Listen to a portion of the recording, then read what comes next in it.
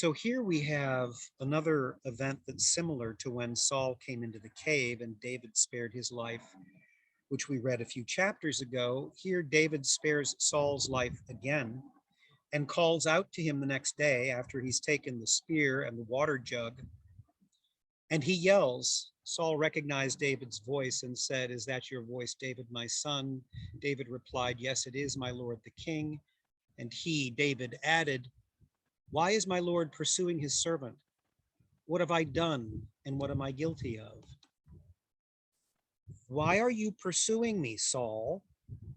What have I done? What am I guilty of? Why this persecution?" Now compare this to something that I've noticed, but I haven't heard anybody else ever mention this. This is from the book of Acts, Acts 9, verse 4. As Saul, which is Paul, that's the name of St. Paul before it's changed to Paul, it's originally Saul. As Saul drew near to Damascus on his journey, suddenly a light from heaven flashed around him. He fell to the ground and heard a voice say to him, "Saul, Saul, why do you persecute me?" "Who are you, Lord?" Saul asked. "I am Jesus, whom you are persecuting," he replied. Now, the word that's translated, "Why do you persecute me?" in almost every one of these translations, as you can see, the word persecuting appears in pretty much every translation here. In the Greek, the New Testament is written in the Greek. The Greek word translated as persecute is diokeis. Diokeis, not sure how to say it. It means to pursue. Hence, I persecute.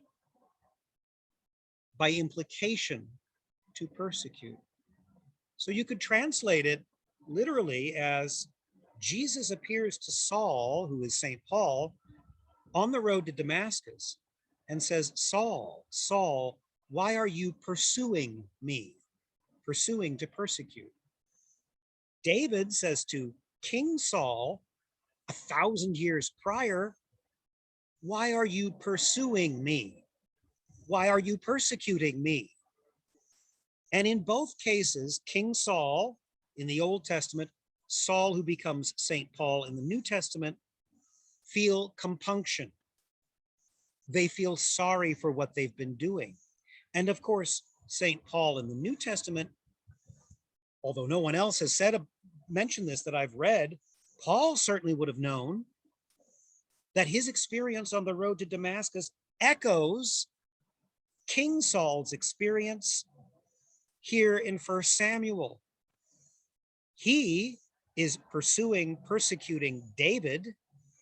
1,000 years later, another Saul, who is to become Paul, is persecuting and pursuing Christians and locking them in prison and putting them to death before his conversion. He is functioning in a jealous, short-sighted, paranoid way as King Saul was in the Old Testament. And Paul would have known that. He would have recognized the parallel. And he would have realized that his pursuit of Christ was like Saul's pursuit of David. That Jesus Christ is the Son of David, the great anointed one, Christos, the great Messiah of Israel. Now that's a joining together of the Old and the New Testament with 1,000 years in between them that I think is astonishing. Anyway, if you'd like to say more, go right ahead. My only question for you guys, if you choose to accept it, is Beulah. What does the word Beulah mean in the reading from Isaiah? God says through the prophet Deutero-Isaiah to the Israelites who are coming out of captivity, or he promises them that they will be, that their new name will be Beulah. What does that mean and why is it significant?